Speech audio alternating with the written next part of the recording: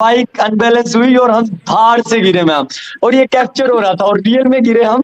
और रियल में क्या हुआ कि जो मेरी को एक्टर थी उसका पैर छिल गया मैम, बहुत जोर, बहुत ज्यादा लगी उसको, ब्लडिंग हो। हाँ, कि नहीं हम नहीं देखेंगे ऐसी, आप हरियाणा की संस्कृति को खराब कर रहे हो तो ये मूवी हम नहीं देखेंगे। तो मैंने ग्रुप में सिर्फ इतना ही उस टाइम बोला, जब आपने किसी चीज को देखा ही नहीं है तो आप उसके ऊपर टिप्पणी नहीं कर सकते, अच्छी या बुरी। पहले आप मूवी को देखो। अगर बच्चों के साथ बैठ के 10 मिनट 20 मिनट वो बात कर लेते हैं, तेरी समस्या क्या है भाई, हम तेरे लिए क्या कर सकते हैं, होता उल्टा है। अगर बच्चे ने कोई गलती कर दी तो उसको धमकाएंगे, पीटेंगे, या फिर मतलब इस तरीके का ट्रीटमेंट होता है, बैठ के कभी जी बात नहीं करते। क्योंकि जी मारने जी। पीटने से बच्चा और ज्यादा हाथ से निकलेगा।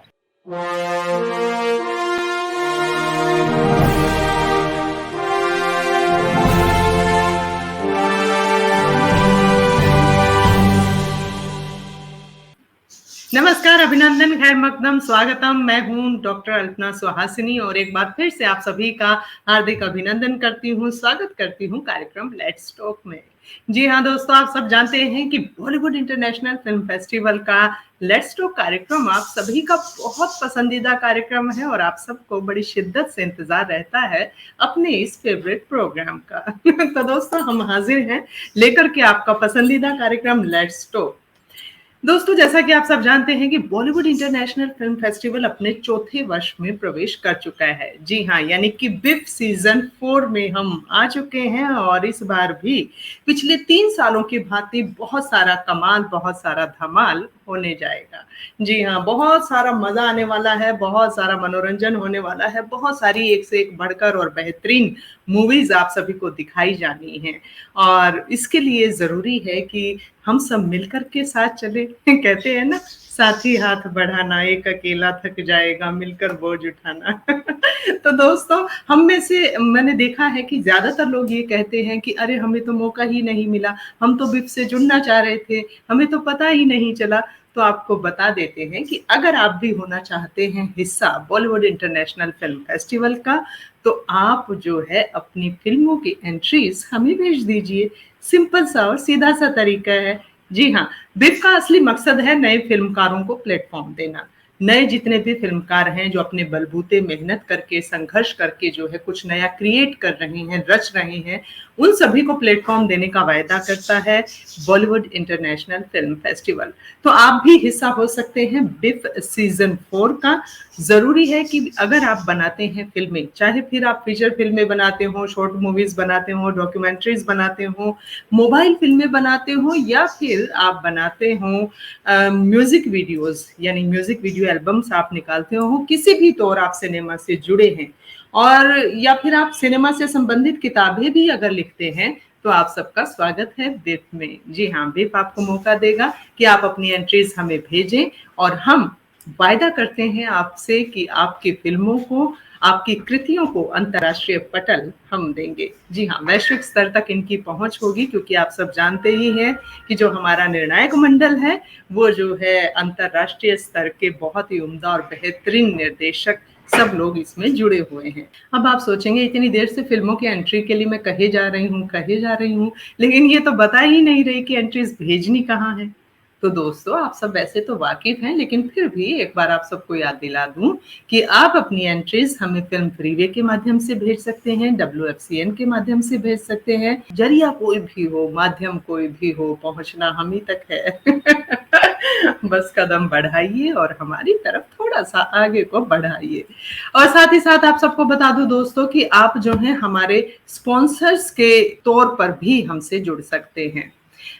यानी कि आप जो है अपने जितने भी प्रोमोज दिखाना चाहते हैं, या आप जो है अपने प्रोडक्ट के बारे में जुड़ना चाहते हैं किसी भी तौर पर, तो आप हमसे जुड़ सकते हैं। तो दोस्तों, आज हम आपको जिनसे मिलवाने जा रहे हैं वो एक नहीं, दो नहीं, तीन नहीं, 4 यानी एक टीम से हम आपको मिलवा रहे हैं। जी हाँ, बहुत ही कमाल की टीम है और अभी इन दिनों उनकी जो वेब सीरीज है ना, वो ट्रेंडिंग पर चल रही है स्टेज ऐप पर।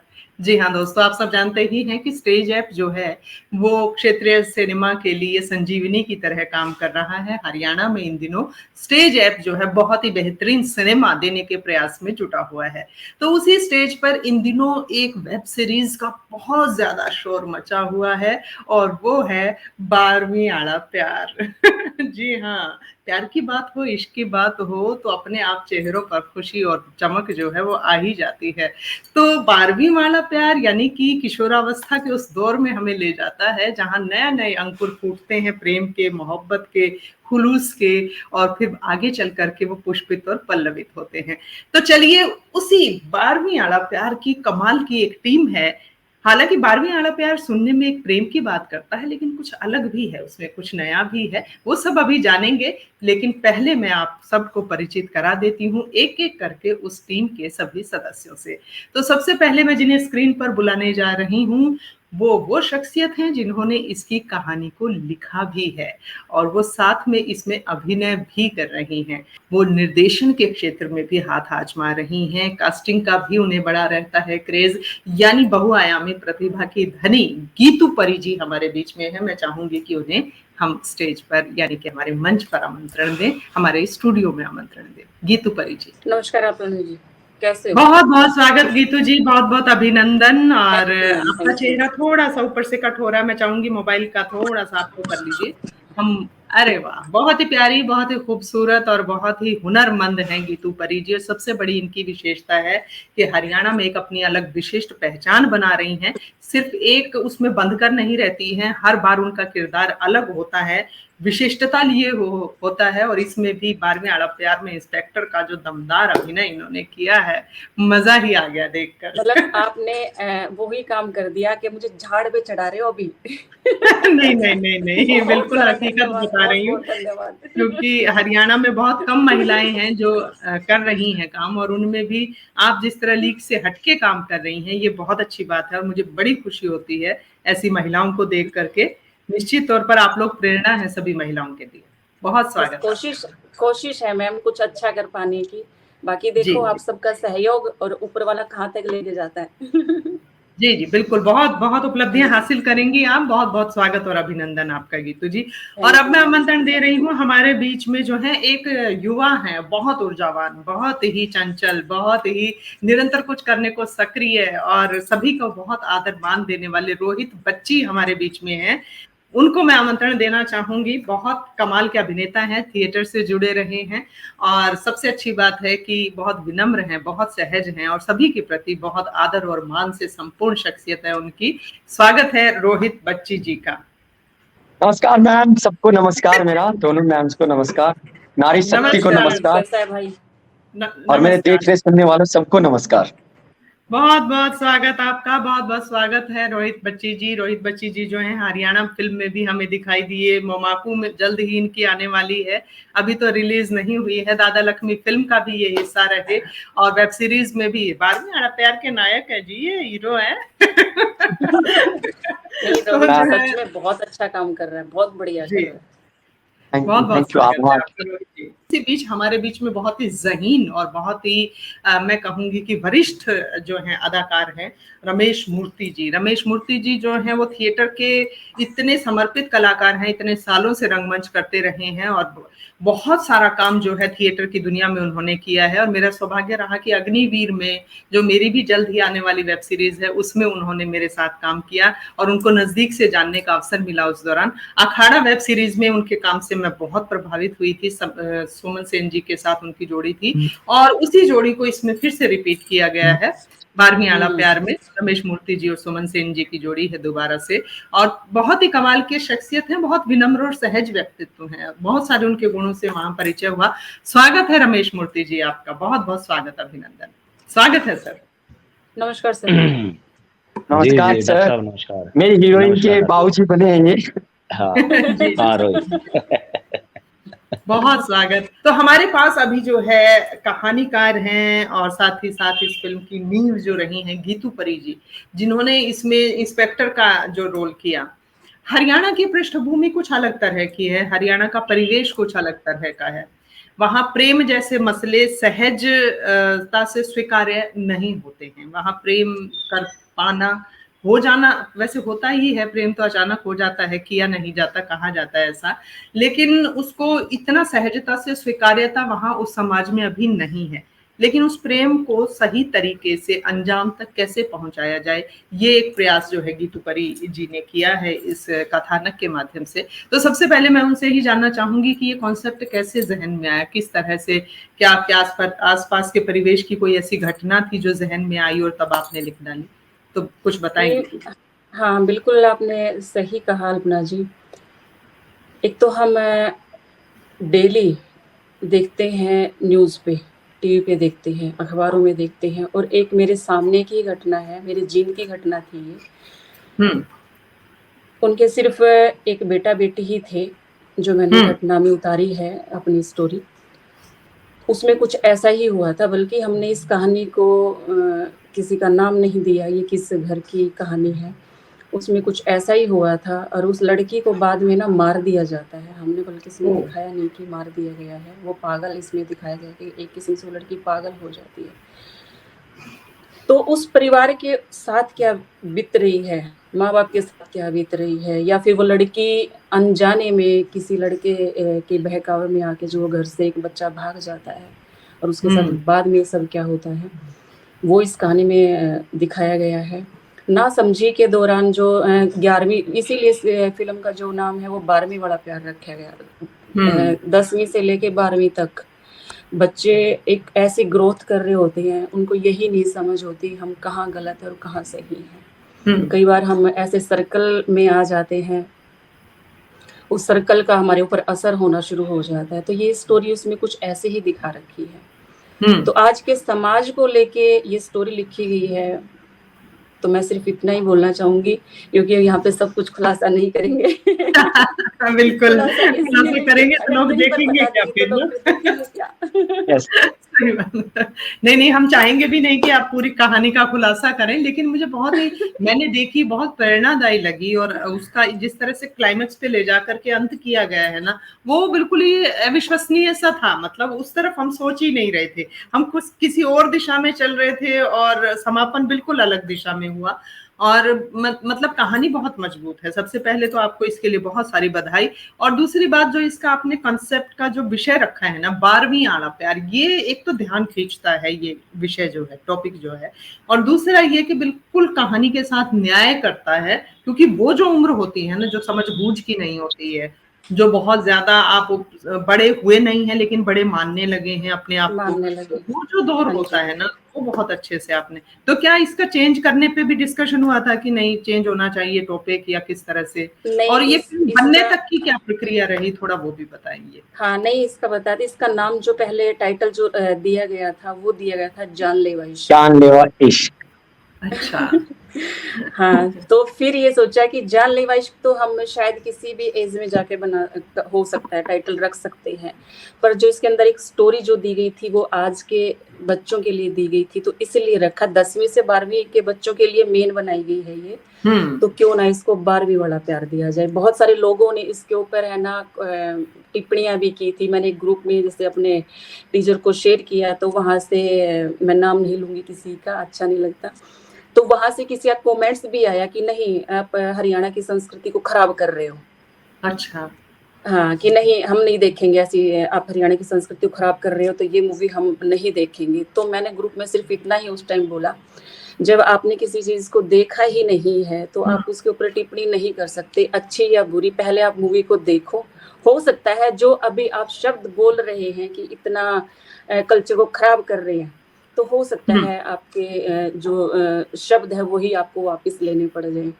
तो इसमें जो दिखाया गया है उसमें यही दिखाया गया है कि एक तो पेरेंट्स के लिए है कि 10वीं से 12वीं तक के बच्चों की भटकने की ज्यादा चांसेस रहते हैं, तो उस टाइम आप बच्चों को आप लोग संभालो। बिल्कुल। ये बच्चों को तो मैं ये बोलूंगी जरूर दिखानी चाहिए, उनको पता लगना चाहिए अगर हम ऐसा कदम उठाते हैं तो हमारे साथ बाद में क्या हो सकता है। तो उन्हीं लोगों ने फिर वो मूवी देखी और फिर मेरे पास कॉल की कि इसका पार्ट 2 भी निकालिए क्या। अरे वाह, सस्पेंस रह गया ना, लास्ट में सस्पेंस रह गया। जी जी जी जी। नहीं, वाकई ये मतलब दुष्परिणाम क्या हो सकता है, आप बहकावे में आकर के किसी पर भी यकीन करके जो चल पड़ती हैं लड़कियां ज्यादातर अनजाने रास्तों पर, उसका दुष्परिणाम क्या हो सकता है, क्या क्या दिक्कतें सामने आ सकती हैं, क्योंकि दोनों ही युवा हैं, दोनों में ही अल्पना हालांकि जी, निश्चल हम प्रेम है। डेली, हाँ जी हाँ जी बिल्कुल, हम डेली न्यूज देखते हैं, उसमें यही चीजें आ रही हैं। आज उनकी लड़की को मार दिया गया है, आज उनका लड़का ये कर गया है, तो ये सिर्फ उन्हीं बच्चों के लिए बनाई गई है कि थोड़ा सा जो भी कदम उठाते हैं अपनी फैमिली को देख के और अपनी जिंदगी को देख के उठाएं। क्या बात है, बिल्कुल, बहुत ही उम्दा कहानी गीतू जी, और आपको इसके लिए बहुत बहुत बधाई। आपके अभिनय पे अभी हम दोबारा आएंगे, लेकिन थोड़ा सा रोहित जी की तरफ चलते हैं। तो रोहित जी, चॉकलेटी बॉय की तरह से आप इसमें आए हैं फिल्म में और आपका किरदार बहुत ज्यादा सराहा जा रहा है, बहुत तारीफ हो रही है। और सबसे अच्छी बात यह है कि आपने बहुत सहज अभिनय किया है, बहुत स्वाभाविक सा अभिनय किया है, कहीं भी ओढ़ा हुआ नहीं लगता। मतलब तो क्या इसमें आपका थिएटर का एक्सपीरियंस काम आया, क्या मानेंगे आप? मैम, अगर मैं ये बताऊं ना तो एक कहानी और बन जाएगी, अगर मैं पूरी कहानी ये बताऊं कि कैसे क्या हुआ था एक्चुअल में ना। देखो, एक रात को चंडीगढ़ था, मैं चंडीगढ़ थिएटर कर रहा था अपना, मेरी क्लासेस चल रही थी। तो एक रात को फोन आता है गीतू दी का। इन्होंने पहले ही फाइनल कर रखा था एक्चुअली कि रोहित को रखना है, और ये एक और हीरोइन को कर रखा था फाइनल कि तुमको लेके एक स्कूल की स्टोरी बना रहे हैं, जो कि बहुत ज्यादा मतलब स्कूल के बच्चों के लिए और उनके पेरेंट्स के लिए एक उपदेश की तरह काम करेगी। तो उनका रात को फोन आया कि ऐसे ऐसे स्टोरी है रोहित, और उसपे तू है, फाइनल है। तो फिर स्क्रीन प्ले हमारे बीच में पूरा डिस्कस हुआ कि कुछ कुछ चंक रहते हैं वो कंप्लीट करते हैं, पर ये नहीं पता था कि इतनी जल्दी ये हो जाएगी। एकदम से इन्होंने कहा कि ठीक है तैयार हो जा, हम शूट डेट रख रहे हैं, चलो आओ जल्दी। और शूट में भी मैं आपको बताऊं, आपको खुद यकीन नहीं होगा, ये फीचर फिल्म है। सबसे पहले तो फीचर फिल्म है, बहुत लेंथी है, मतलब ये देखते हुए। और इसका शूट का जो चला था ना कि 6 दिन रात हम लगातार कर रहे थे, तो आप हिसाब लगा सकते हो। रात को मेरी बहन के घर रुका था मैं कैथल, शूट से पहले दिन, और शूट से पहले दिन तक कंप्लीट नहीं हुआ था स्क्रीन प्ले पूरा। मैं सुबह 5 बजे तक मैं जगा था, और दीदी को फोन, रात को हम कॉल पे लगे हुए थे, कॉन्फ्रेंस पे लगे हुए थे, डायरेक्टर सर, क्रिएटर मैम और मैं। सुबह के टाइम बात करते रहते थे, और लास्ट जब बोला ना तो मैंने कहा रोहित अब भी सोना नहीं है, जब तक हमारा शूट स्टार्ट नहीं हो जाता ना तब तक सोना नहीं है, स्टोरी पे काम बिल्कुल। करना और बकायदा। वो काम करने का जो होता है ना मैम, लगन, जो मतलब हमारे में तो ये कह लेगा अगर एज एन एक्टर कीड़ा जो होता है, तो एक्साइटमेंट ने जगा ही रखा, मेरे को सोने दिया ही नहीं। सुबह 5 बजे कंप्लीट किया मैंने। तो हिसाब लगा सकते हो, उसी दिन शूट के लिए निकलना था। तो 5 से 8 सोया हूँ, 8 बजे निकला हूँ। As an actor, lead actor था मैं उसका ही था।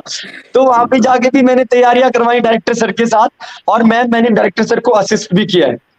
हर इंदौरा सर थे हमारे जो डीओपी दादा हैं, बहुत बहुत प्यारे, कृष्ण इंदौरा सर, और उनके साथ ही अभी चौहान सर, उनको दोनों के साथ रहा हूं मैं एज ए असिस्टेंट डायरेक्टर कि हाँ यहाँ पे ये करना है, वहां पे वो करना है। और एक किस्सा मैं छोटा सा बताता हूँ फिल्म का मैम। पहला सीन मेरा शूट होना था, मैं कोई और सीन की तैयारी चल रही है कि ये सीन शूट हो रहा है। तो इससे आप हिसाब लगा सकते हो कि सहजता वो इसलिए आई कि वो सीन स्टार्ट होना है, तो उसकी तैयारी चल रही है। देन डायरेक्ट कॉल आता है, दादा बोलते हैं रोहित तुम्हारा सीन है, जल्दी आओ।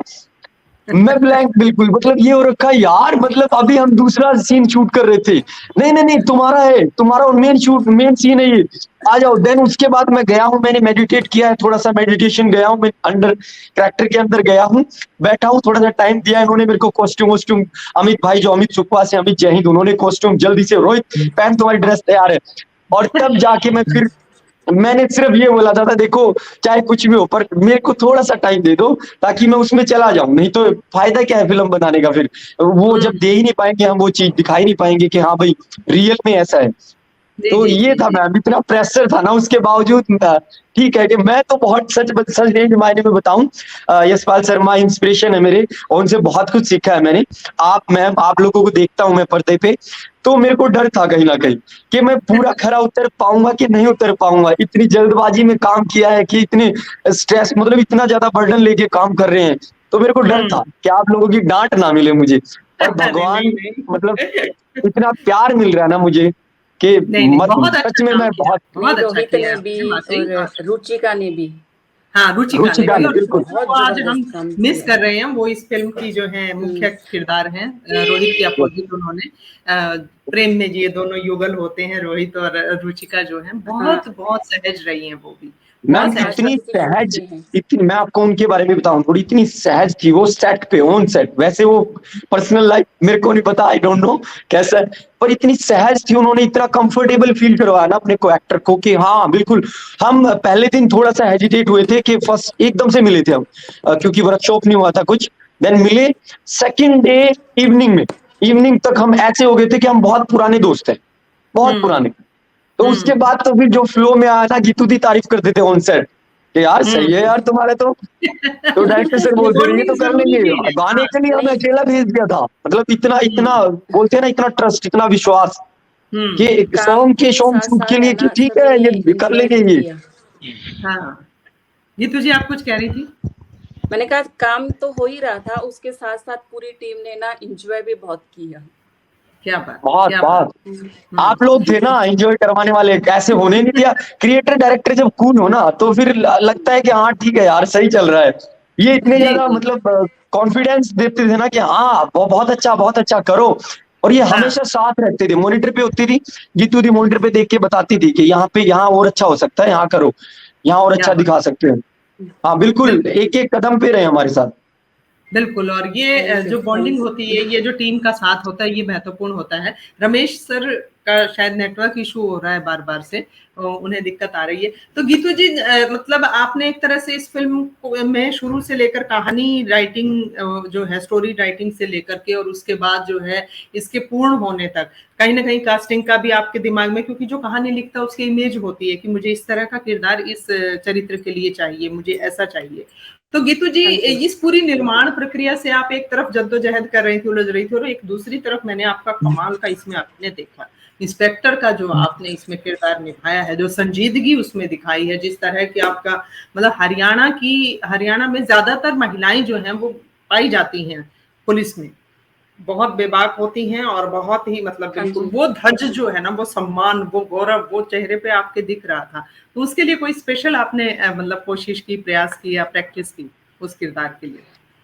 हाँ जी, मैं पहले तो आप कास्टिंग पे थोड़ा-सा डालूँगी, विचार करूँगी। जो कास्टिंग का था ना, तो मेरे दिमाग में एक ऐसा चेहरा था कि वो चेहरा ना बिल्कुल मासूम सा होना चाहिए। क्योंकि 10वीं 12वीं के बच्चे जो होते बहुत मासूम से होते। मैं सोचती रही किसको करे, फिर मेरे दिमाग में एकदम से रोहित की बात आई। अरे रोहित सही जाएगा इसमें, फिट करेगा वो काम। और रोहित बहुत सपोर्ट करता है। ये नहीं है कि खाली वो एक एज ए एक्टर उसमें काम कर रहा था, हमें लग ही नहीं रहा था कि एज ए एक्टर है। वो कैमरे के पीछे भी बहुत कुछ संभाल रहा था। अब फिर रोहित से ही डिस्कस की, मैंने कहा बस तेरे जैसा ही कोई एक लड़की का भी कोई ऐसा ही मासूम सा चेहरा चाहिए। बहुत सारी ये लगाओ कि शायद 10-12 प्रोफाइल भी आई, काम भी चला उसके ऊपर। उसके बाद फिर रुचिका को फाइनल किया गया था। मैंने कहा ठीक है ये सही है, प्रॉपर हरियाणवी हमें इसमें चाहिए थी, तो वो प्रॉपर हरियाणवी से ही बोल रही थी। तो उसके बाद फिर रही मेरे कैरेक्टर वाली, उसमें पहले हमने किसी और को सिलेक्ट किया था कि शायद अगर मैं कैमरे के पीछे काम कर रही हूँ तो शायद मैं अपना 100 नहीं दे पाऊंगी।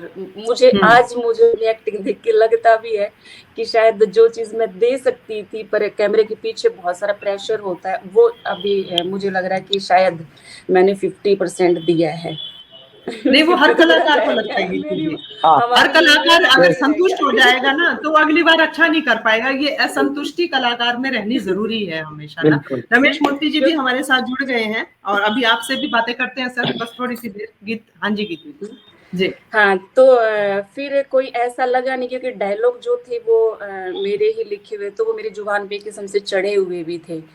पर जब मैं एक्ट कर रही थी तो पीछे बहुत सारे प्रेशर यूं था, अरे अभी रुचिका को भी तैयार होना है, उसको वो चेंज करने, कपड़े चेंज करने, अभी कॉस्ट्यूम रोहित की भी चेंज करवानी, तो बहुत सारा ऐसा ही प्रेशर था। पर जैसे सुमन सेन जी थी और रमेश सर थे, तो ये भी मुझे साथ के साथ, जैसे यशपाल सर हमें पुश करते रहते, तो ये भी कर रहे थे साथ के साथ, हो जाएगा करो आप। मैंने कहा ठीक है सर। तो और दूसरा फिर मुझे ना एक आजकल जो ये लव सॉन्ग जो आए होते हैं वो मुझे थोड़ा सा कम पसंद है। मुझे दबंग कैरेक्टर जो होते हैं, चाहे उसमें कोई विलन का है, पुलिस वाली का है, कोई डॉक्टर का है, तो मुझे इस टाइप के कैरेक्टर मुझे ज्यादा पसंद है।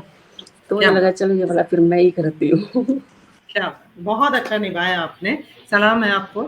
रमेश जी हमारे बीच में जुड़ गए हैं। रमेश सर, खैर आपके अभिनय के बारे में तो हम क्या कहें, आप तो पारंगत व्यक्तित्व हैं अभिनय के, और अखाड़ा में भी मैं बहुत प्रभावित हुई थी आपका अभिनय देख करके, और अग्निवीर में मैंने आपको करते हुए भी देखा, और इसमें भी जब देखा तो जो हरियाणा के गाँव का एक पिता हो सकता है जिस तरह का, बिल्कुल वही लगे आप, उससे अलग कहीं नहीं लगे, मतलब इतने रचे बसे अपने किरदार में।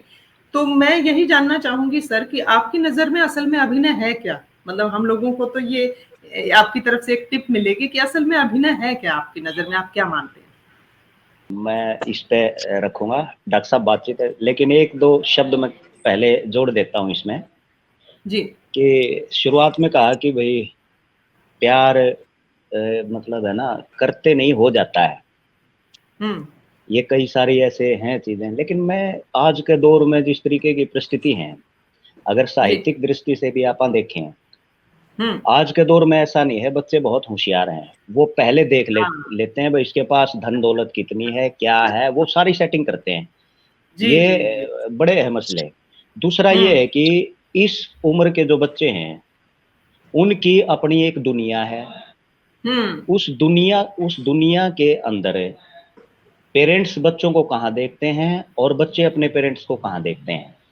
कई बार हम कहते हैं कि भाई जो पेरेंट्स हैं उन्होंने बच्चों को रिप्लेस करके उनकी जगह खड़े होकर देखना चाहिए कि भाई उनकी क्या समस्या है, क्या उनकी खुशी है, किस चीज में वो ज्यादा एक्सपर्टी हासिल कर सकते हैं। तो पेरेंट्स का जो नजरिया है वो थोड़ा सा, मतलब हम ये चाहते हैं कि भाई उनका थोड़ा सा भी चेंज हो गया। नहीं, अगर बच्चों के साथ बैठ के 10 मिनट 20 मिनट वो बात कर लेते हैं, तेरी समस्या क्या है भाई, हम तेरे लिए क्या कर सकते हैं, होता उल्टा है। अगर बच्चे ने कोई गलती कर दी तो उसको धमकाएंगे, पीटेंगे, या फिर मतलब इस तरीके का ट्रीटमेंट होता है, बैठ के कभी बात नहीं करते, क्योंकि मारने पीटने से बच्चा और ज्यादा हाथ से निकलेगा। उसका जब तक विचार, उसके जहन में कोई ऐसी चीज हम शामिल नहीं कर पाते तो वो दिक्कत में रहेगा, वो परिवार भी दिक्कत में रहेगा, वो बच्चा भी दिक्कत में रहेगा पूरी उम्र। तो इस स्क्रिप्ट के अंदर मतलब यही एक हमने कंसेप्ट करने की कोशिश करी है कि उन बच्चों को ना तो घर में प्रेम है, स्कूल में अलग ढंग की एक माहौल बन जाता है, तो वो फिर है ना दाएं बाएं पड़ोसी वो और कहीं उसको फिर है ना वो बच्चे खोजने की कोशिश करते हैं भाई कोई ना कोई तेरी भी बात सुनने वाला तो हो। बच्चा महसूस किया सर ये।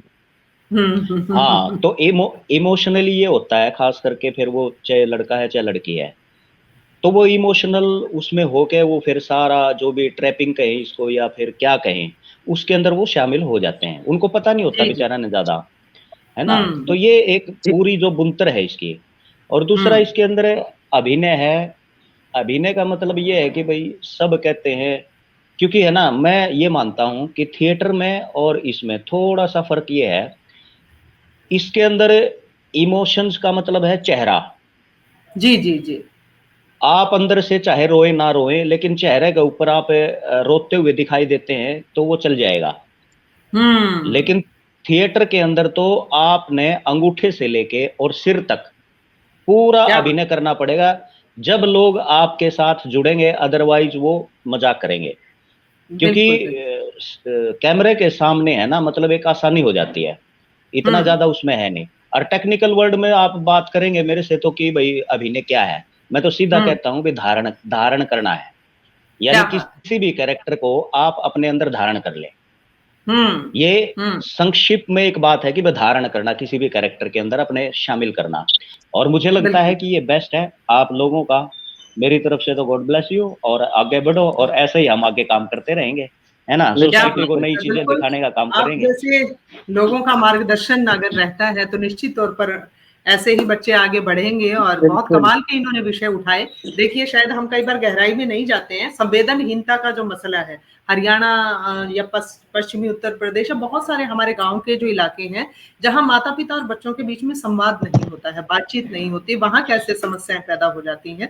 बहुत सारी समस्याएं सिर्फ उन्हीं कारणों से ही होती है कि बातचीत नहीं हो पा रही, और जो वो प्रेम खोज रहे हैं, जो सर ने बहुत अच्छी बात उठाई कि घर में वो प्रेम परिवेश ही नहीं है कि बच्चों को लाड दुलार, गले लगाना, पास में बिठाना, गोदी में सहलाना, तो वो जो अतृप्ति है जो वो बाहर तलाशते हैं जिस तरह से। तो गीतू जी, मैं आपसे जानना चाहूंगी कि आपको क्या लगता है कि हरियाणा में बदलाव के लिए जरूरी है कि इस तरह के कॉन्सेप्ट सामने आते रहें, ऐसी वेब सीरीज, ऐसी चीजें सामने आनी चाहिए? देखिए अल्पना जी, ये तो बहुत जरूरी है। जैसे जैसे हम बच्चों के सामने परोसेंगे, बच्चे वही सीखेगा। अब ये वाली मूवी है अपना 12वीं वाला प्यार, तो कहीं ना कहीं बच्चे से जरूर सीखेंगे। अगर हम गलत स्टेप उठाते हैं तो उसका रिजल्ट क्या जाता है। और रही पेरेंट्स की बात, पहले ये होता था, खास अभी गांव में भी चल रहा है, बल्कि होता भी है, गांव में पेरेंट्स बच्चों के इतने नजदीक नहीं आते। शहर में फिर भी होता है, एक दूसरे से डिस्कस करते हैं, आजकल के शहर में चलता है। गांव में माँ बाप के और बच्चों के बीच में अब भी दूरियां हैं, बच्चे इतना खुल के माँ बाप के सामने नहीं आते हैं, खासकर लड़कियां। लड़कियों के अंदर एक हिचक होती है, वो ही जो चीज उन्हें डिस्कस करनी होती है फिर वो अपने फ्रेंड्स के साथ करते हैं। फ्रेंड्स भी उसी एज के होते हैं, तो डिस्कस कर भी रहे हैं तो अपने ही सेम एज के बच्चों के साथ कर रहे हैं। तो ये एक पेरेंट्स को ये देखो, ये चीज तो देखनी ही पड़ेगी शुरू से ही, खासकर वही 10वीं में, फिर से रिपीट करती हूँ, 10वीं के बाद एक जो जैसे रोहित ने बताया कि हार्मोन्स में बदलाव होता है, तो उस दौरान तो हमें अपने बच्चों के साथ बिल्कुल दोस्ताना व्यवहार रखना पड़ेगा। और अगर नहीं रखेंगे तो फिर बच्चे ऐसे ही स्टेप उठाते रहेंगे, उसमें फैमिली भी डिस्टर्ब होती है और बच्चे की लाइफ तो फिर इस टाइप की घटनाएं जो होती हैं, बच्चे की लाइफ तो फिर खराब ही हो जाती है। जी जी जी जी, बिल्कुल सही कहा आपने। और रोहित, जो आपका कैसा अनुभव रहा इस वेब सीरीज में काम करके, और जो आपकी को एक्टर थी रुचिका, उनके साथ काम करके थोड़ा एक्सपीरियंस या कुछ ऐसी बात, कोई घटना, संस्मरण आप सुनाना चाहें? बिल्कुल मैम, बिल्कुल। देखो, स्टार्टिंग में थोड़ा हेजिटेट भी था, लीड कैरेक्टर कर रहा था, एक्साइटमेंट भी थी, और जो विश्वास गीतू दी ने मुझ पे दिखाया कि उसको पूरा भी करना था, और आप लोगों से सीखा हुआ था, ऐसा नहीं कि बिल्कुल न्यू कमर था, मतलब ऐसा नहीं था। और बहुत अच्छा रहा, बहुत एक रिस्पॉन्सिबिलिटी समझा था मैंने कि हाँ, और ये बहुत सहनशील मुद्दा था, ये था ना कि भाई संवेदनशील मुद्दा था कि भाई इसको भी, इस पे भी खरा उतरना है कि जो मैसेज हम थ्रू आउट करना चाहते हैं वो भी पूरा प्रॉपर जाना चाहिए। ऐसे नहीं है कि मैम देखो, आजकल फिल्में आती हैं ओटीटी पे, बहुत सारी फिल्में आती हैं जिनमें गाली गलौज होता है, जिनमें बहुत सारे ऐसे भी मतलब दिखा देते हैं, विजुअल कर देते हैं ऐसी चीजें जो नहीं करनी चाहिए।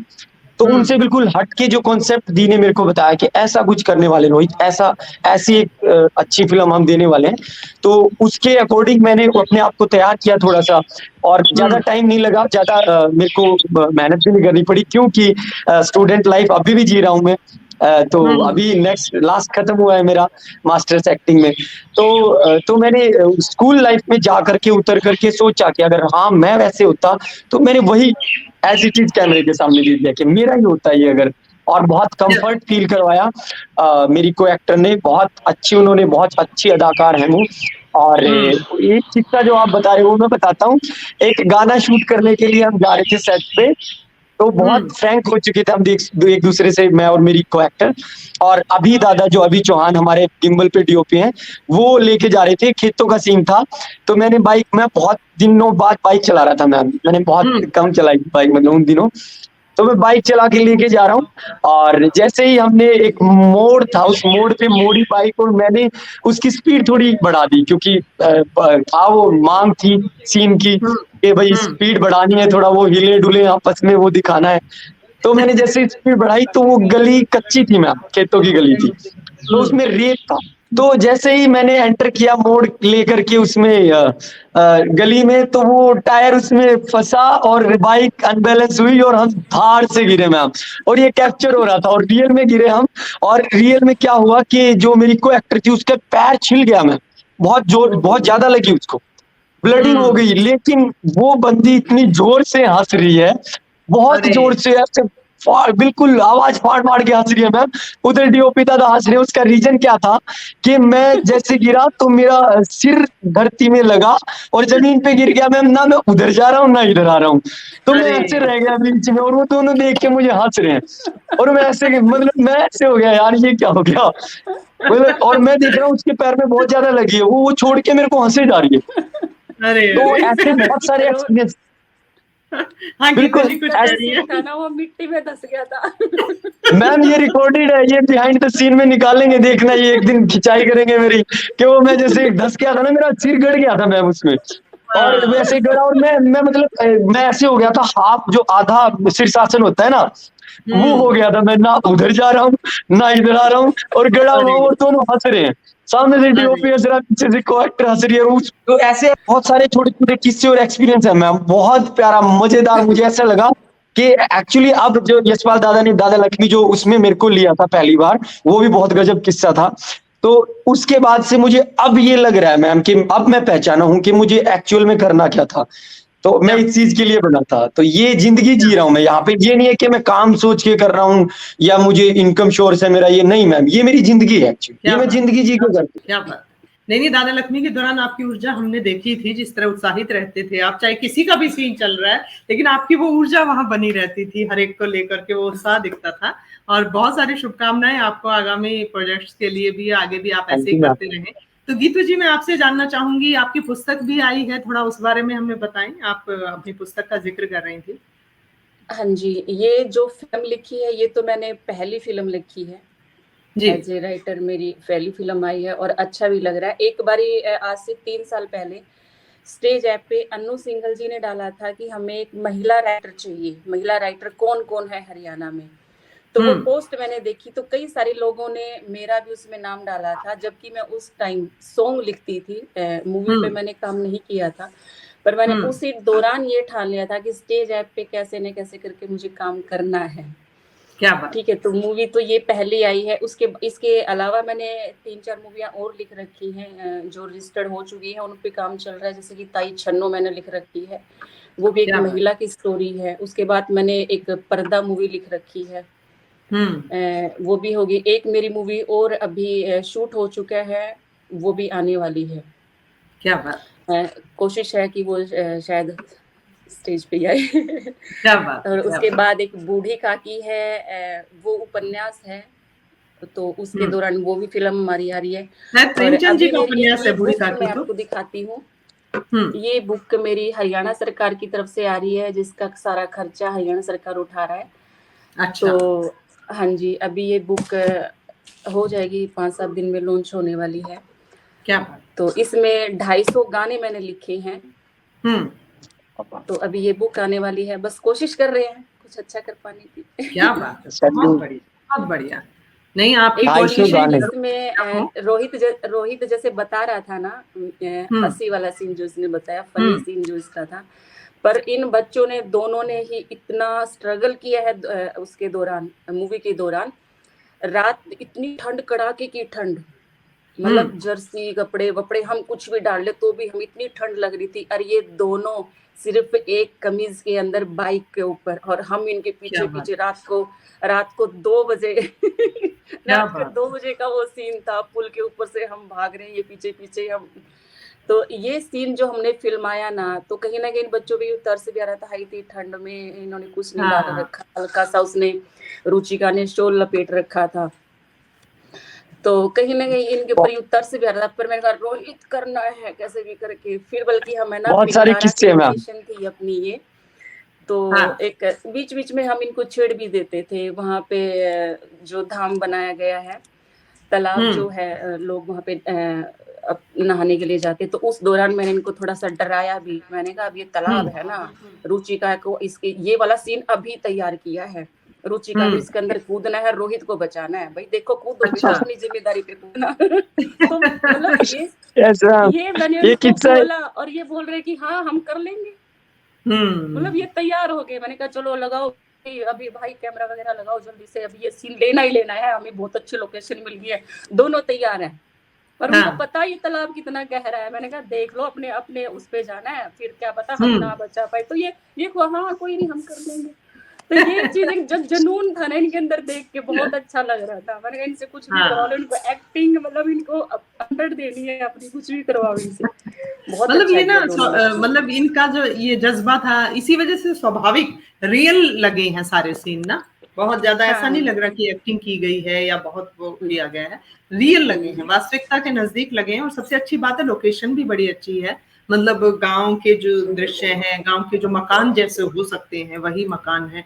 लोकेशन बड़ी अच्छी ली गई है। और मैं खास तौर पे कहना चाहूंगी सुमन जी और रमेश जी का जो कपल वाला जो सीन था वो भी बहुत नेचुरल बन बहुत पड़ा, बहुत बढ़िया। बहुत स्वाभाविक हाँ, लग रहा था। चूल्हे और फिर एक गांव में थाने में जिस तरह से मान लो महिला अधिकारी है वो आपने किरदार किया, वो भी बहुत ही उम्दा लगा। और रोहित और रुचिका जो है वो प्यारे प्यारे से जो गांव के बच्चे नए नए सूट में जो लड़की जा रही है 10वीं 12वीं, अपने स्कूल के दिन याद आ गए। हम भी ऐसे ही स्कूल यूनिफॉर्म होती थी बाकायदा सूट वूट सरकारी स्कूलों में ज्यादातर, तो पहन के और जिस तरह दुपट्टा लिया जाता है उसी तरह दुपट्टा लेकर के बाहर निकलना।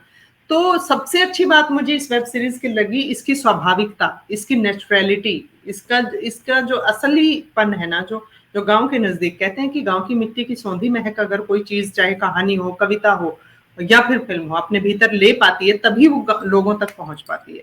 तो वो चीज आप लोगों ने रखी है और वो सब तक पहुंची भी है। हालांकि हमारी कोशिश थी कि सभी कलाकारों से अच्छे से बातचीत हो पाती, लेकिन विनोद जी नेटवर्क की वजह से नहीं जुड़ पाए और रुचिका जी कहीं व्यस्त हैं, सुमन जी व्यस्त थी लेकिन वो अभी तक नहीं आ पाई हैं। तो कोई बात नहीं, फिर से हम जोड़ेंगे दोबारा उन सभी को। लेकिन आप दोनों से बात करके और रमेश जी से बात करके वाकई बहुत मजा आया और बहुत सारी शुभकामनाएं आप दोनों को कि आगे ऐसे ही निरंतरता में नई नई ऊंचाइयां छूते रहें, नई नई उपलब्धियां पाते रहें, नया नया इतिहास रचते रहें, बेहतरीन काम करते रहें। बहुत बहुत धन्यवाद आपका गीतू जी और रोहित थैंक यू जी, मैम। बहुत शुक्रिया। Thank Ramesh you. जी thank you. Thank you Alpana ji. हाँ जी।